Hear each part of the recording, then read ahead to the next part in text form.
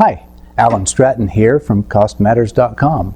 With today's technology trends, information technology, or IT, has become much more significant to business operations. In the past, the cost of IT was a small, almost trivial share of overhead. Now, IT has become a significant part of corporate overhead. No longer trivial, businesses now want to know how to relate IT to products and services. It's a major component. In a sense, IT has become a big black box. No one knows what is going on inside the box. They just know it is horribly expensive. There's no silver bullet or quick and easy answer to the question how to allocate IT. It will take some work, but it is worth doing. Two suggestions will guide this analysis and prompt critical discussions about IT's role. First, imagine IT as if it had been outsourced and is now an independent third party. And second, model IT's resources, activities, and products in this new separate virtual business. Whether or not you adopt all of the practices of a separate business, such as billing and receivables, is not the question. The purpose is to have the clarity of a separate, although pseudo, model business structure that has to deal with real customers, in this case, internal. Coupled with the analysis, and more important than the analysis, are business discussions about what is really going on inside this box. As an independent business, IT would have customers and provide these customers with products or services at competitive prices. Of course, some businesses are monopolies that can set prices at any desired level. In this case, usually the government steps in to regulate prices. However, as an internal service provider, IT is a virtual monopoly. As long as the business units are required to use internal IT, they feel like they are dealing with a monopoly. They're being gouged.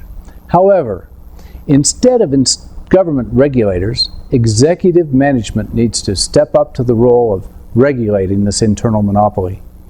Being responsible or responsive to the vision and strategy of the business, executive management is in a better position, and a much better position to do a better job than government regulators could. An even better scenario would be to benchmark service pricing with others. Now, as a pseudo-independent business, IT spends money doing work. Call this spending resources and the work activities.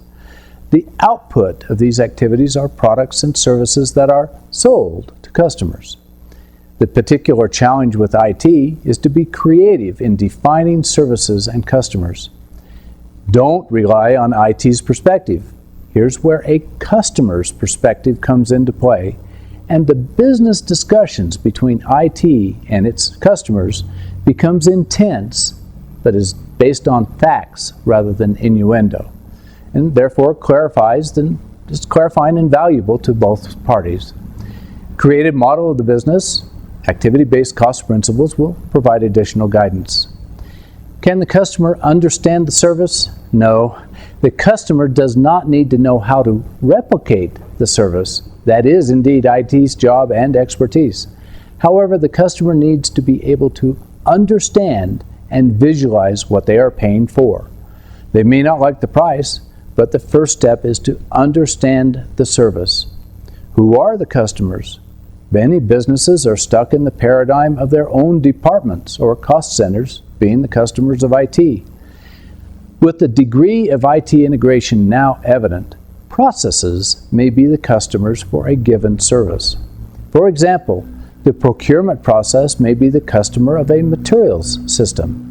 It would not make sense to charge this service to individual departments. Should a production control system be charged to individual production departments? Probably not. The bottom line, if it is difficult to charge individual departments, perhaps you have the wrong customers and should be considering processes instead.